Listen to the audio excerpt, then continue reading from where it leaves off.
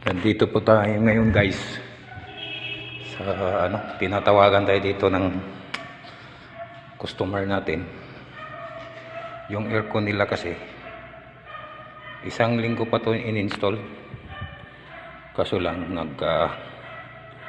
sumirinder na yata tong mag-install nito kasi mali yung pagka-install nila, hindi na nila mapatino-tino, iniwan nila.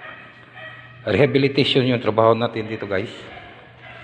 Ngayon tinanggal ko yung unit, baklas lahat ng tubo kasi suspect ako may leak. So kailangan nating i-check yung mga piping nya, refrigeration piping. At saka ito nga, nakita ko very for soldering. Ito yung resulta nya, yung pagkahinang parang